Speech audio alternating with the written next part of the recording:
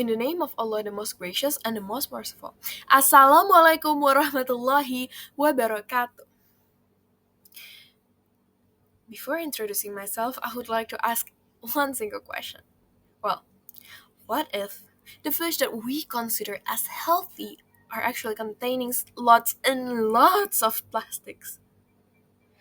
Because, well, studies in Indonesian waters have reported that more than 90% of fish samples are actually contaminated with microplastics, and in some areas, each fish can contains hundreds of microplastic particles inside of them.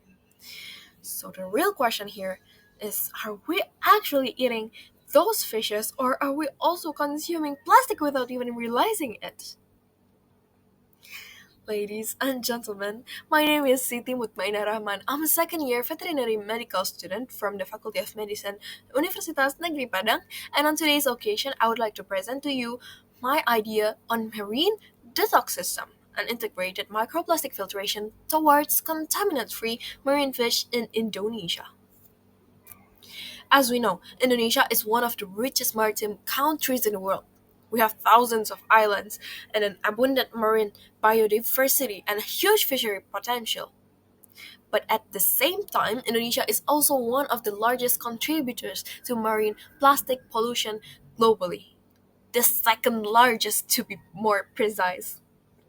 Approximately 80 to 85% of marine waste originates from land-based activities such as household and also rivers. Some Indonesian coastal areas have been found to have tens of thousands of microplastic particles per kilogram from their sediments. Studies in various Indonesian waters shows, like as I previously said earlier, more than 90% of fish here are contaminated with microplastics. And even in some location, 100% of the tested samples are positively contaminated by the microplastics. There's even this real case at Air Tower Beach in Padang, and I'm bringing this up because this is where our university is based on, right? There has been found 228 until 267 microplastic particles found in each fish.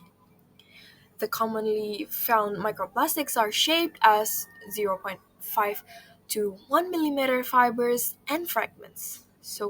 And globally, the millions of tons of plastics are estimated to enter the sea every year. It continues to fragment into microplastics. So, here we are facing a paradox. We have an abundant marine resources, but their quality is very declining. The microplastics that are in Indonesian seas mainly originated from land-based waste, such as household and industrial plastic, and around 80% of the marine plastic pollution comes from land transported by rivers into the ocean. Once they are arrived in the sea, plastic undergoes degradation due to UV radiation, waves, and mechanical abrasion, breaking them down into a very small particle known as microplastics. And these microplastics have specific characteristics. They're typically very small in size, insoluble in water, and persistent in the environment. The most commonly found types in fish are fibers, film, and also the fragments. The dominant polymers included polyester and also polycarbonates. These properties makes microplastics easily ingested by marine fish, especially with their shape that could easily be mistaken as sea planktons by the fish, because it is their main food source. From the veterinary perspective, the presence of microplastic in fish could lead into various things. The one that they are ingested could accumulate in gut and tissues, and then they could also act as a carriers of toxins such as heavy metals, POPs, and additives. Also, this can cause of physiological impacts including inflammation, histological damage, oxidative stress, such as cellular imbalance, endocrine and metabolic disruption, reproductive impairment, which leads the fishes to have reducements in growth, survival, and their overall quality. And to us humans also, if we consume the contaminated fish, microplastic can enter our body. In the gastrointestinal tract, microplastic may release the toxic additives such as plasticizers and stabilizers, heavy metals, and persistent organic pollutions, or as we know, also as POPs.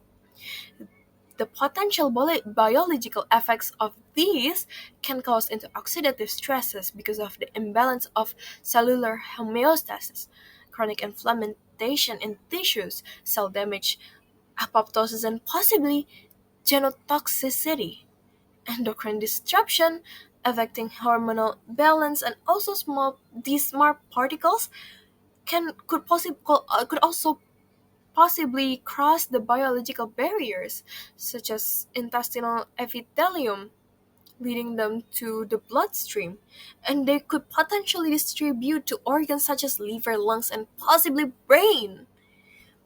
Although some particles can be excreted, a portion may remain and accumulate in the body. Therefore, microplastic pose as a potential long-term health risk. To address this issue, I propose the marine detox system. This is an integrated filtration technology designed to reduce microplastic contamination directly in marine environments.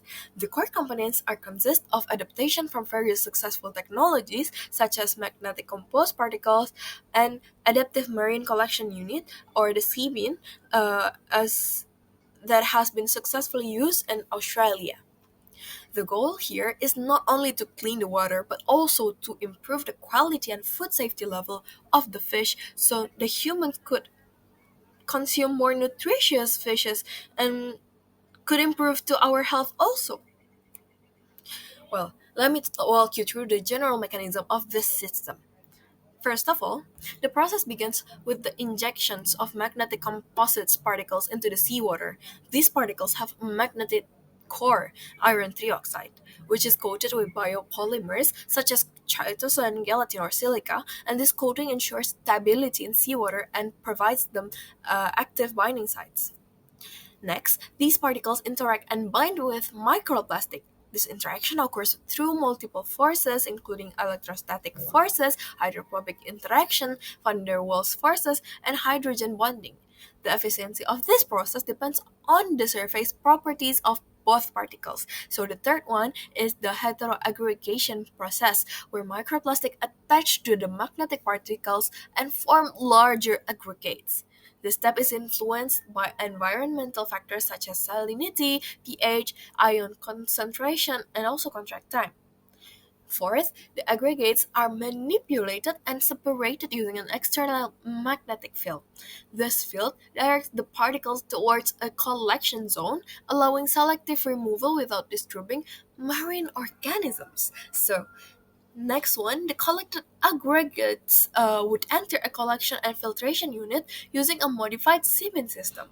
Here, multi-layer filtration separates microplastic from seawater effectively.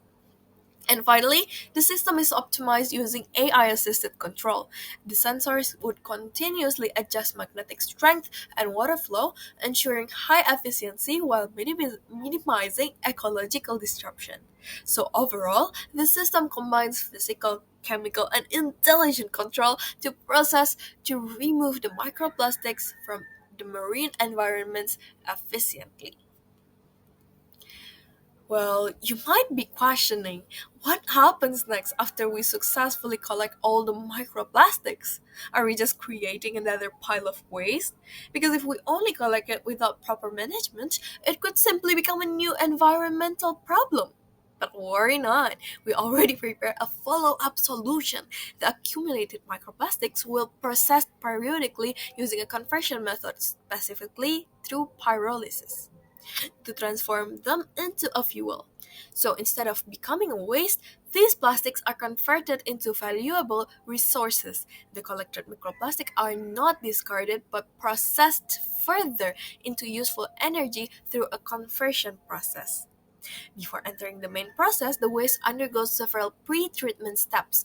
First, dewatering, which removes seawater content.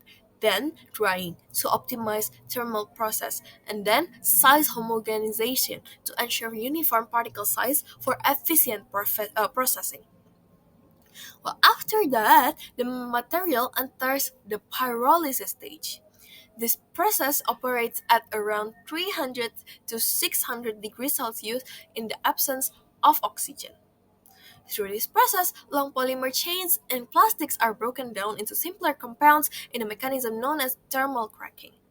From this, we obtain several outputs such as liquid fuel or oil, syngas, which can be reused as an energy source for the system, and char, which can be utilized as a sorbent or carbon-based material. So instead of becoming a waste, this microplastic that we collected are transformed into valuable resources.